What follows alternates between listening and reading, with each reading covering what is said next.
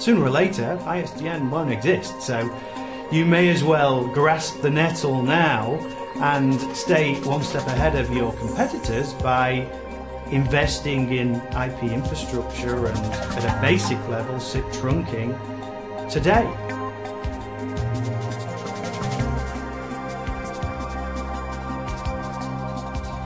I think personally there will be the replacement to ISDN, and that's purely and simply because we're moving more and more to broadband Britain.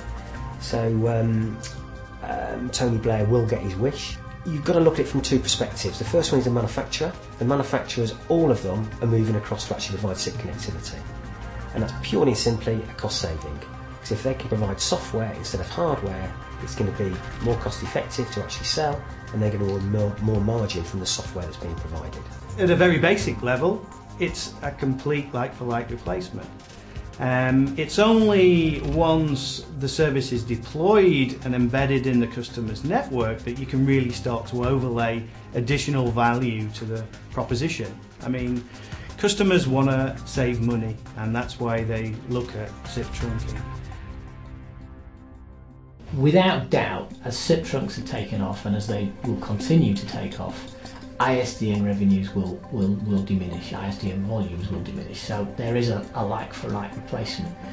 But equally, we mustn't forget that SIP trunks bring things to the party that you can't do with ISDN. You can't get ISDN up and running inside 24 hours.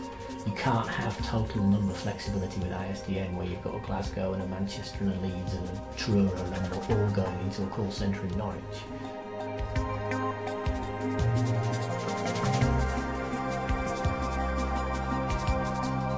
The question of whether a SIP trunking provider is better or worse than the other is negligible in my opinion. I think what sits around the service itself is what's key to the success of that service provider.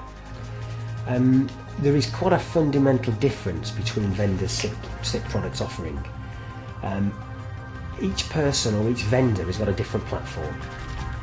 Those platforms can do certain different things, and so it's based on the applications or the features that can be provided from each different application, which someone's either going to buy that product or they're not going to buy that product or service. I guess the honest answer is yes. And the number one thing I would say is the main difference is actually not technology or technical. It's actually about size and scale of the companies. I guess I'll illustrate that by saying that there are lots of providers of SIP trunks. There are not many large providers of SIP trunks with large installed bases.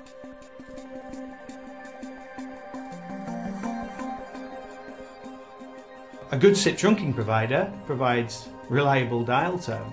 So if you look at SIP trunking providers from an engineering perspective, there are vast differences in what's being offered out there. Now that's not necessarily good or bad, it's just a different way of delivering the service. The other big difference I think between SIP services is fundamentally, quality, QoS, SLAs. Some SIP trunks are out there on the market that have got that. They are underpinned now with SLAs. They've got QoS. They can differentiate between the type of packet that's going across the network. They can interrogate the CPE on site and the router. Others, no. It's buyer beware. It's best efforts. It works, and you take it, and off you go.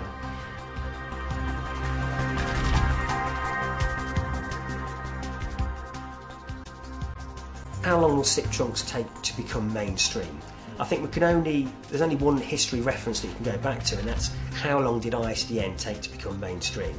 Was it mainstream when it was DAS? Was it mainstream when it was Q931? Was it mainstream when it was I421?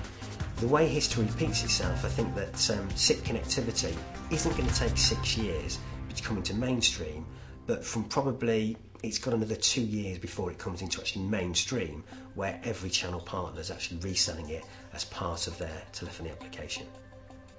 From a predictions perspective, there are a couple of things that really need to change for SIP trunking and IP telephony in general to really start to become mass adopted. And they are the cost and quality of the bandwidth that's available, and the access and the concurrency of calls that you're able to push across the network.